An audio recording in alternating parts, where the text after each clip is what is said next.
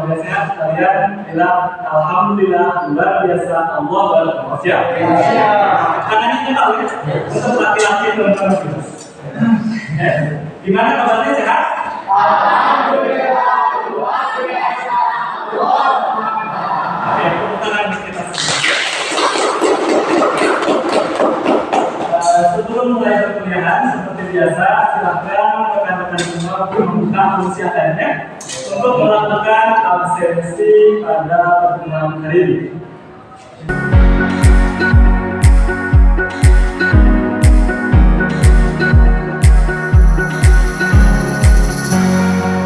Untuk membuat semangat kita lebih besar lagi, Bapak ada sedikit berkarya. Boleh berdiri silakan.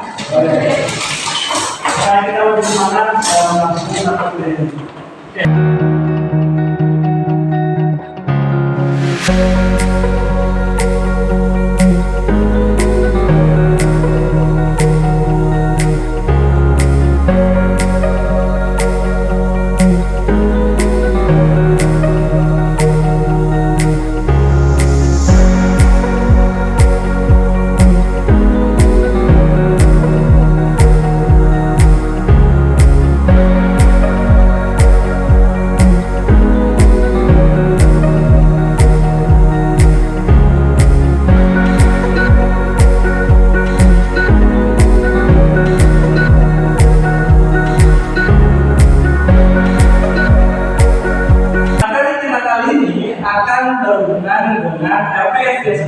Kepada kalian di pertemuan pertama dulu.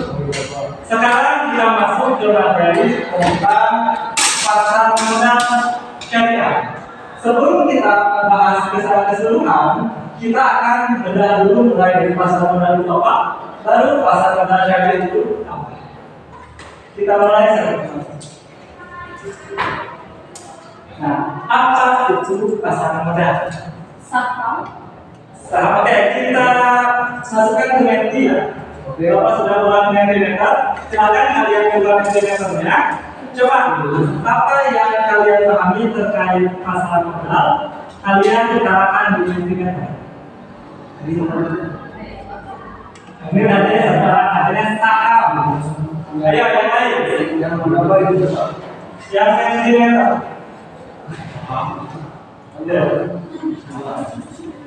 Oke, investasi. Ada yang lain? Satu adalah saham. Pasar modal itu berhubungan dengan saham. Betul. Pasar modal berhubungan dengan investasi. Betul. Coba yang lain silakan tuliskan.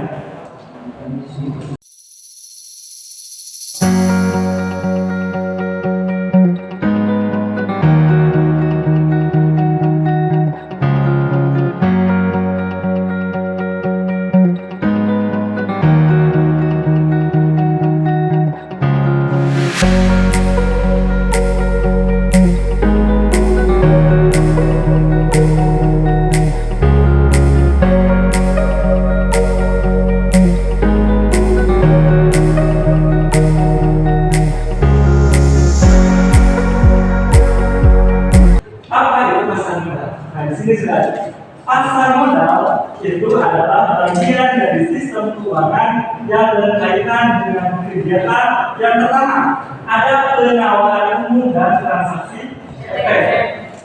Yang kedua ada pengelolaan investasi. Yang ketiga ada emiten dan perusahaan publik yang berkaitan dengan efek yang diterbitkan. Dan yang terakhir adalah lembaga dan profesi yang berkaitan dengan efek. Nah, jadi di pasar modal ini yang namanya pasar, kalian mungkin sudah tahu pasar itu apa sih secara umum? Tempat bertanya, penjualan, membeli, secara sederhana secara umum. Kalau di sini yang kita jual belikannya adalah modal atau efek atau pasar modal. Berarti kalau di sini siapa pembelinya, siapa penjualnya, dan apa yang diperdagangkan? Karena yang diperjual belikan. Ada yang tahu boleh angkat tangan? Kita mulai dari produsennya atau siapa yang menjual. Siapa yang menjual adalah emiten dan perusahaan publik. Jadi pertanyaan, kalau perusahaannya bukan publik, apakah juga masuk di instrumen pasar modal? Tidak, Karena salah satu syarat perusahaan bisa bertransaksi di pasar modal harus perusahaan yang go-public terlebih dahulu dan nantinya akan IPO atau akan listing di bursa efek baru nanti bisa masuk di pasar modal. Nah ini yang pertama si produsennya siapa berarti emiten dan perusahaan publik. Emiten ini adalah perusahaan-perusahaan yang ada di dalam pasar modal. Namanya emiten. Yang kedua itu ada yang namanya konsumen kan pasar itu. Siapa konsumennya? Berarti konsumen itu adalah investor atau yang mengelola investasi.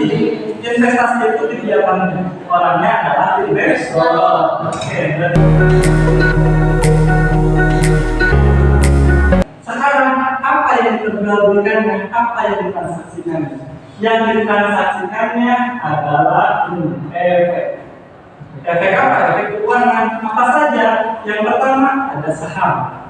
Yang kedua ada obligasi. Kalau di keuangan syariah namanya suku. Ada yang ketiga ada reksadana.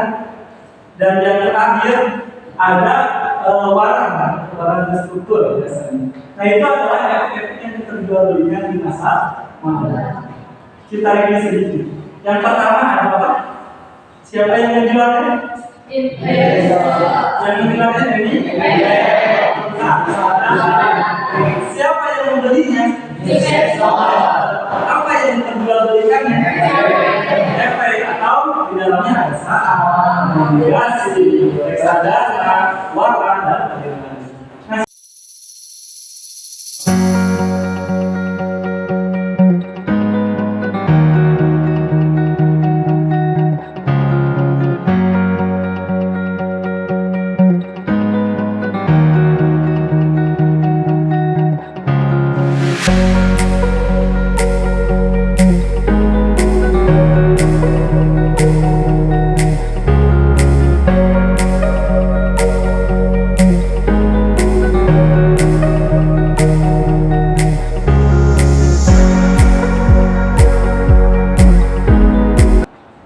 Kita akan bahas satu-satu dari efeknya.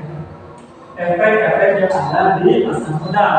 Karena kita ini ada sekolah tinggi juga ekonomi bisnis syariah, yang konvensional tidak saya bahas. Yang kita akan fokuskan ini adalah pada efek-efek syariah. Berarti ada saham syariah, ada suku syariah, ada reksadana syariah. Waran kalau waran sampai sekarang belum ada yang syariah.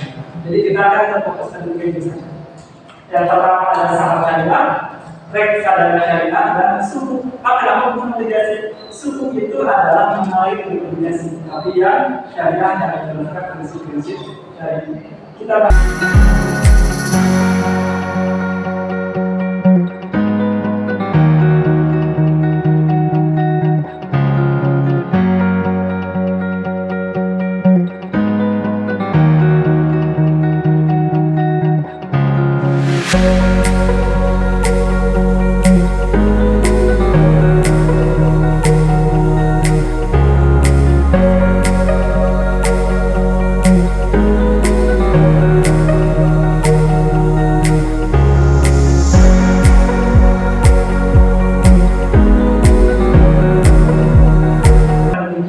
ketika kita akan membeli saham syariah, itu kita tidak bisa langsung melakukan transaksi, harus ada pihak ketiga yang menjembatani.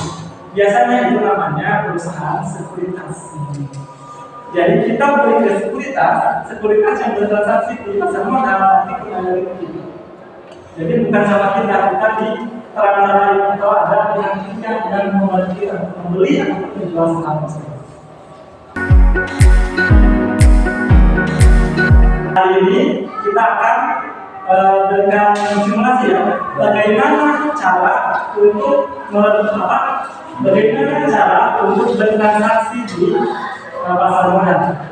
Ini saya sudah masuk, kebetulan saya juga seorang investor dan trading saham.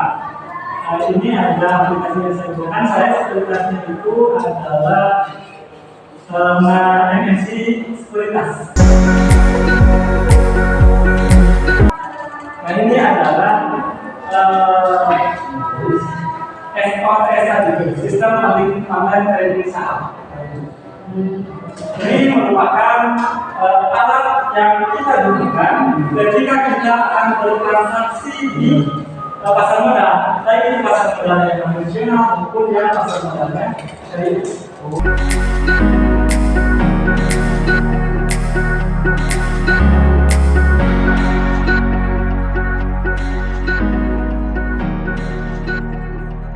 untuk output pertemuan hari ini, saya ingin tahu kalian bisa nggak membedakan antara saham syariah dengan saham konvensional. Nah sekarang saya sudah punya instrumen untuk penilaian. Kita sistemnya kelompok saja ya. Jadi kita bagi menjadi 3 kelompok. Silakan kalian. Ini saya sudah sediakan instrumennya. Di sini ada kumpulan saham-saham di indeks LQ45.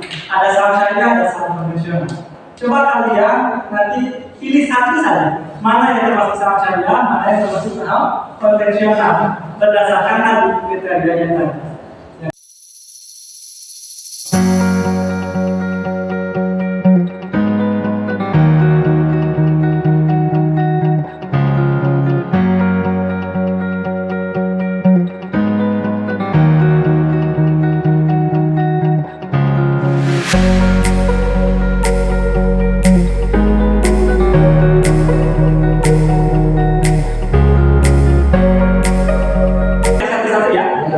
Sebelah sini, saham apa yang termasuk saham syariah?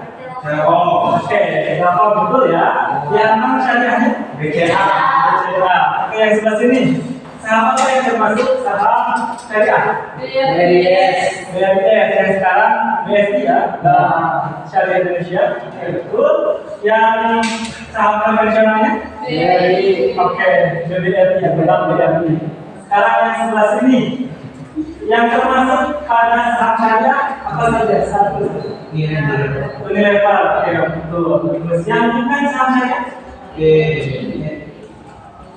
BRI atau Bank Indonesia. Ketiga, siapa dari tiap kelompok ini yang mau mengutarakan alasannya kenapa memilih saham Telkom sebagai saham syariah?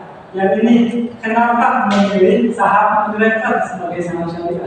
Yang ini kenapa memilih Bank Syariah Indonesia sebagai saham syariah? Siapa yang mau mengatakan? Oke, silakan. Satu saja alasannya kenapa memilih perusahaan tersebut sebagai saham syariah. Kenapa memilih BRIS sebagai saham syariah? Karena tidak melakukan kegiatan usaha yang bertentangan dengan prinsip syariah, tidak melakukan transaksi yang bertentangan dengan prinsip syariah.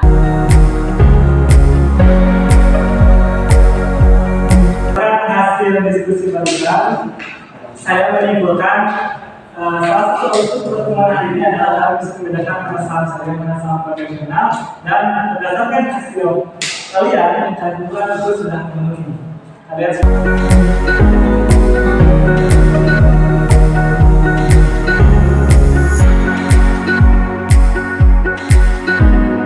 oke, untuk pertemuan hari ini saya rasa cukup. Terima kasih atas kehadiran kalian. Kita doakan bagi teman-teman kalian yang hari ini tidak bisa hadir karena sakit, diberikan cepat kesembuhan, diberikan izin, diberikan kelancaran, dan yang tampak tanpa keterangan kita doakan supaya dia semoga taufik dan hidayah agar bisa kembali ke jalan yang lurus. Assalamualaikum warahmatullahi wabarakatuh.